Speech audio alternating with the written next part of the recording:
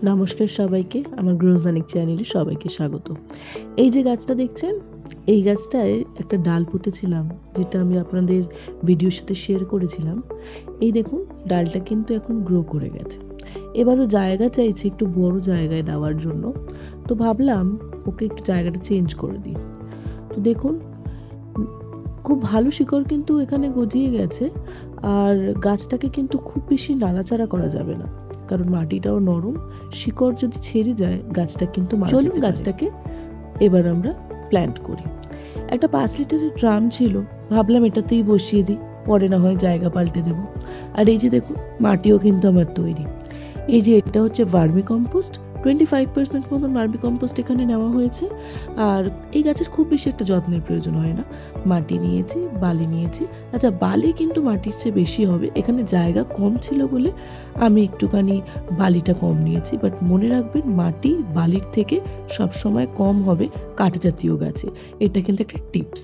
আচ্ছা, তার সাথে সাথে আরও দেখিয়ে দিই, এটা আছে হচ্ছে আমাদের নিমখোল, আর রয়েছে আমাদের মিক্সড সার, এখানে আছে শিংকুচি, হাড়কুচি, আর হচ্ছে সর্ষের খোল। এবার এই সব কিছু দিয়ে মাটিটা ভালো করে মিক্স করে আমি কিন্তু তৈরি করে নেব।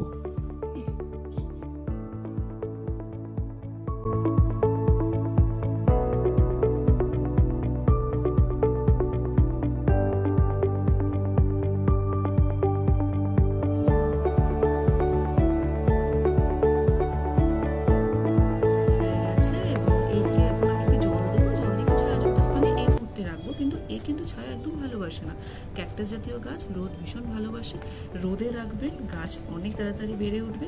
আর এই গাছটার মতন আরও একটা গাছ তো আপনাদের দেখিয়েছি, আরও একবার দেখিয়ে দিই, তাহলে আপনারা আরও মোটিভেট হবেন নতুন নতুন গাছ বানাতে।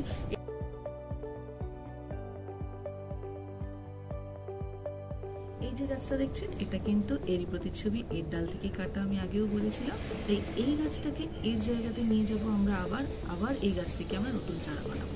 এইভাবেই ডাল কেটে নতুন নতুন চারা বানান, আপনার বাগান আপনারা ভরিয়ে তুলুন। আর হ্যাঁ, আমার চ্যানেলটা সাবস্ক্রাইব করতে ভুলবেন না।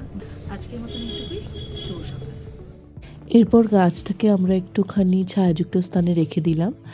আর গাছটাকে একটু টুবু টুবু করে জল দিয়ে ভরে দেবেন। চিন্তা নেই, গাছের কিচ্ছু ক্ষতি হবে না। এই মাটিটা যেহেতু শুকনো, পুরো জলটাই কিন্তু গাছের প্রয়োজন হবে।